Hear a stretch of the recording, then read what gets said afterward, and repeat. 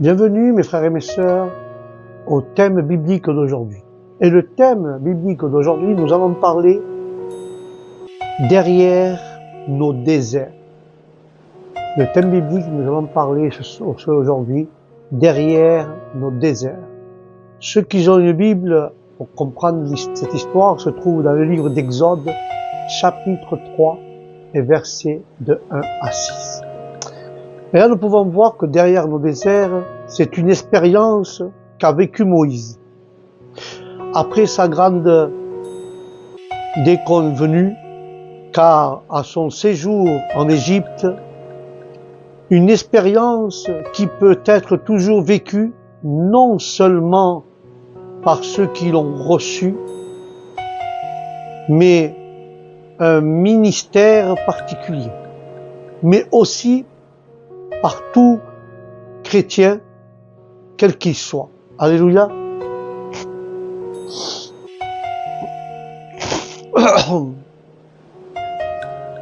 Excusez-moi.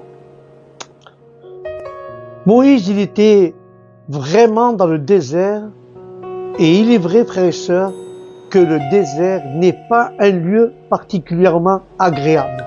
Alléluia. On parle souvent de la traversée du désert pour expérimenter des moments et des périodes particulièrement difficiles, pénibles, douloureuses, et pourtant un lieu bien souvent nécessaire, utile, indispensable pour le chrétien. Nous en rappelons et nous en reparlerons ultérieurement avec des exemples. Pour revenir à l'histoire de Moïse, nous le retrouvons dans ce texte en train de faire paître le troupeau de son beau-père dans le désert de Madian. Et cela depuis environ 40 ans. Et pourtant, le temps nécessaire, indispensable pour lui, enfin d'être formé pour son ministère. Le ministère pour l'œuvre de délivrance pour laquelle le Seigneur l'avait choisi. Quelle différence avons-nous, frères, avec les précédents 40 ans passés dans les fastes, le luxe et la cour d'Égypte? Ce n'était certainement pas à cet endroit qu'il aurait pu apprendre à voir et à expérimenter ce qu'il a connu derrière le désert. Derrière le désert, il a connu la montagne de Dieu. La montagne de Dieu ne se trouvait pas en Égypte, mais à Moreb. Or, qui signifie d'ailleurs Moreb, il veut dire sécheresse et désert. C'est un rappel, frères et sœurs, au passage que si nous voulons rencontrer Dieu d'une manière toute particulière, ce n'est pas dans le train ou dans notre train de vie, qui soit mondaine ou religieuse, mais bien à l'écart, isolé dans notre chambre, la porte fermée à tous les bruits et agitations qu'il y a en bas. Et dans le livre de Matthieu 6,6, la parole dit ainsi: mais quand tu pries, entre dans ta chambre, ferme ta porte et prie ton Père qui est dans les cieux ou dans les lieux secrets, et ton Père qui voit dans le secret te le rendra.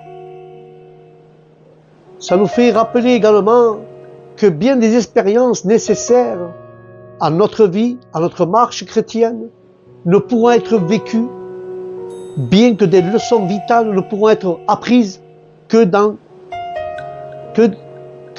les épreuves et en traversant ces épreuves par le désert.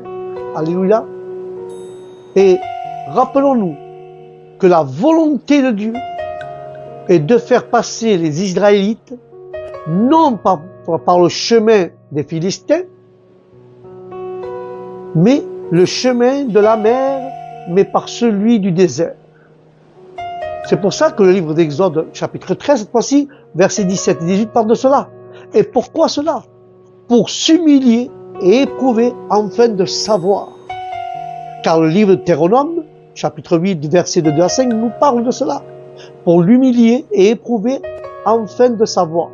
Et on peut remarquer que avant d'être envoyé dans le désert pour cause d'incrédulité, Dieu lui fera traverser pour son apprentissage 6 déserts.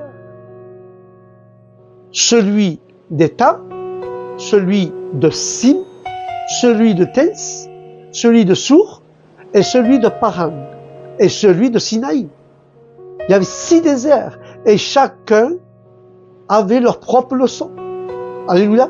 Que dira Job après d'être passé par toutes ces épreuves que nous connaissons? Dans Job 42, versets 5 et 6 dit: mon oreille avait entendu parler de toi, mais maintenant mon œil t'a vu. Alléluia.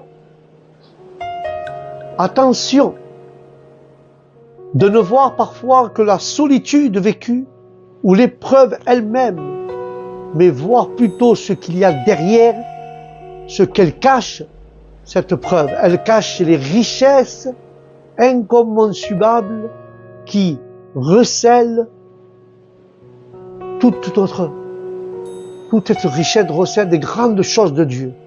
Et c'est pour ça que Moïse, un jour, est allé plus loin que d'habitude.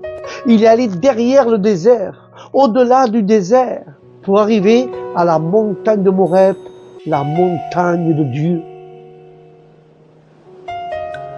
Puissions-nous, frères et sœurs, donc nous aussi aller au-delà de nos déserts pour arriver là où Dieu veut qu'on nous voie, là où il nous entend, afin de pouvoir nous parler d'une manière toute personnelle et toute particulière, autant plus que nous savons qu'en nos épreuves, que le Seigneur est fidèle et ne permettra pas que l'épreuve aille au-delà de nos forces, afin que nous puissions la supporter, mais il a préparé aussi le moyen d'en sortir. C'est le premier livre de Corinthiens, chapitre 10, verset 13, qui parle de cela. Et j'insiste en disant qu'il n'y a rien de plus nécessaire que le désert pour pouvoir entendre la voix de Dieu, là où tous les autres bruits se sont tus. Et Dieu disait ceci un jour à son peuple, dans le livre d'Osée, chapitre 2, versets 16 et 17. Il dit ainsi: c'est pourquoi, voici, je veux attirer et le conduire au désert, et je parlerai à son cœur, là je lui donnerai. Alléluia. Et maintenant, une question se pose.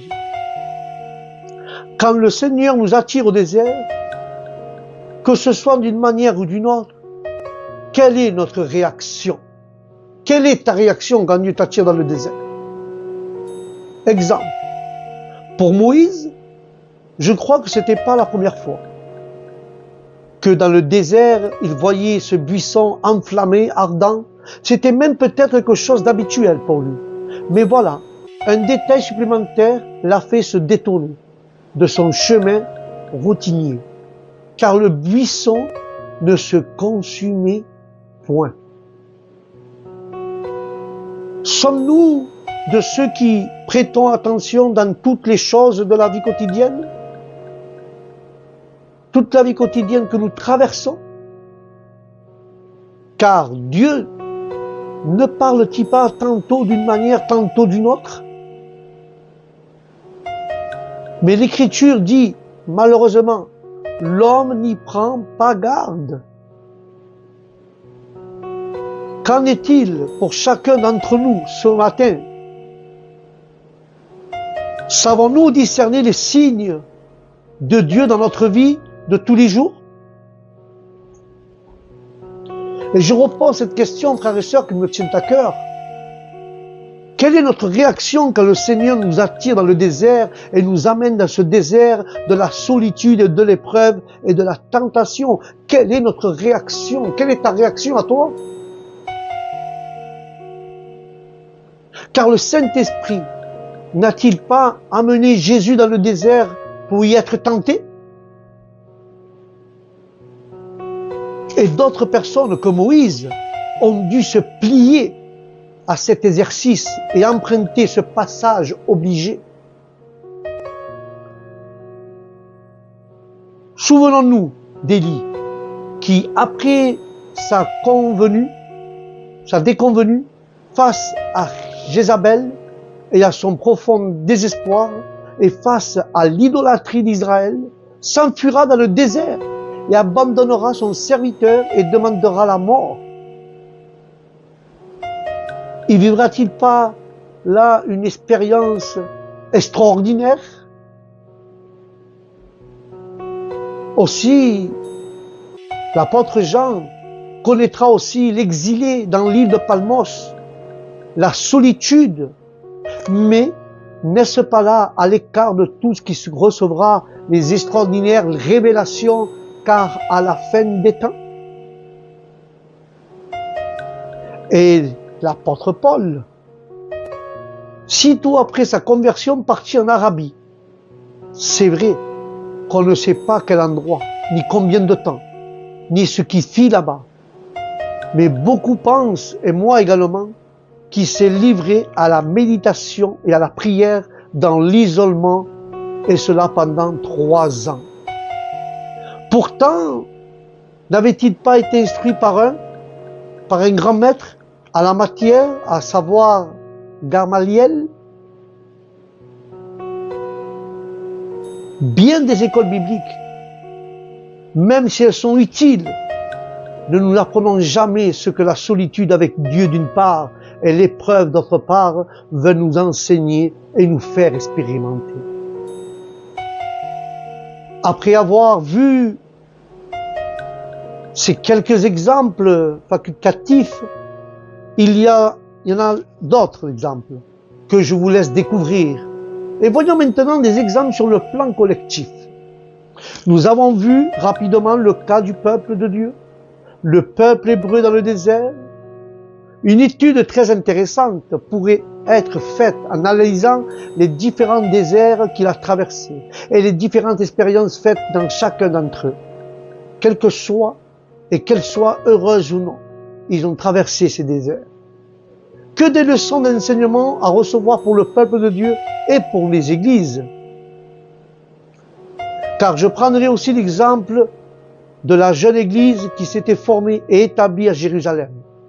Car le Seigneur va permettre une grande persécution et tout excepté, les apôtres se disent, percerons-nous dans les contrées de la Judée et de la Samarie? N'est-ce pas nécessaire enfin de ce qu'ils avaient ordonné s'accomplisse? C'est pour ça que le livre des Actes 1:8, c'est à savoir, la parole dit ainsi, vous recevrez une puissance, le Saint-Esprit survenant sur vous, et serez mes témoins à Jérusalem et dans toute la Judée et dans toute la Samarie. Alléluia. On peut dire que c'est grâce ou à cause de cette persécution que l'évangile a commencé à s'étendre hors de Jérusalem et a envahi les régions environnantes.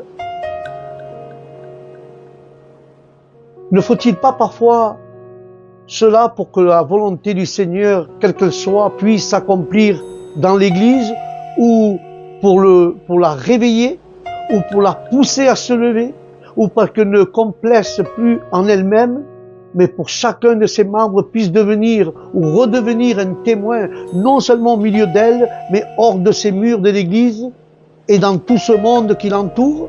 Attention de ne pas ressembler à l'Église laodicienne. Non seulement la parole de Dieu s'est répandue en Judée et en Samarie, et on peut même dire que la Bible nous fait comprendre dans les livres des Actes 11 et 19, la parole dit ainsi, ceux qui avaient été dispersés par la persécution allèrent jusqu'à la Phénicie, dans l'île de Chypre et Antioche, en annonçant la parole. Ainsi, frères et sœurs, la persécution préparait le terrain pour l'évangélisation des païens, particulièrement à Antioche, qui sera bientôt le centre de l'église missionnaire. Et cette persécution et la dispersion qui en suivit ont servi à l'affirmation de l'Église que Satan voulait détruire, que Dieu le réprimande, à la diffusion de l'Évangile que les autorités religieuses et Saoul de Tarse voulaient étouffer. Que Dieu réprimande le diable. Le diable fait toujours une œuvre qui le trompe, mais à condition que le chrétien, dans les épreuves, se comporte comme le Seigneur le veut et accomplit sa propre volonté, la volonté du Seigneur. Alléluia. Dans notre exemple, ces premiers chrétiens persécutés, emprisonnés, chassés, auraient pu se taire, se cacher, voire même renier ce qu'ils n'ont pas fait. Car le désert de la persécution a porté de glorieux fruits et il a continué à en apporter toujours aujourd'hui. Il continue toujours à porter du fruit aujourd'hui. Par contre, les déserts successifs que les Israélites ont traversés ne leur ont pas été profitables puisqu'ils ont abouti à une incroyable incrédulité qui leur a fermé définitivement l'entrée de Canaan. Alléluia. Car le désert, frères et sœurs, au lieu de leur être bénéfique, il leur a été fatal. Seules 2 personnes, Caleb et Josué, entreront en Canaan, mais 40 ans plus tard. Et ainsi, frères et sœurs, que ce soit le plan personnel ou sur le plan de l'Église, qu'en est-il aujourd'hui de nos déserts? Qu'en est-il aujourd'hui?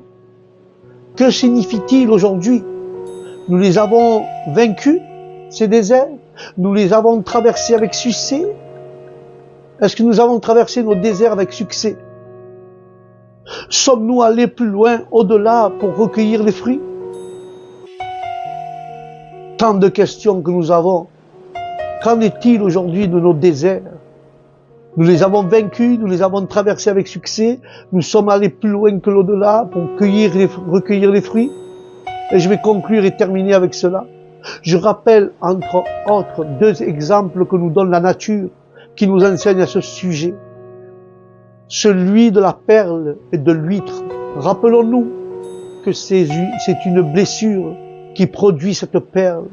En effet, c'est une pierre venue naturellement ou déposée artificiellement qui va la pousser à produire cette nacre magnifique, nacre dans laquelle elle va s'en protéger et s'en garantir.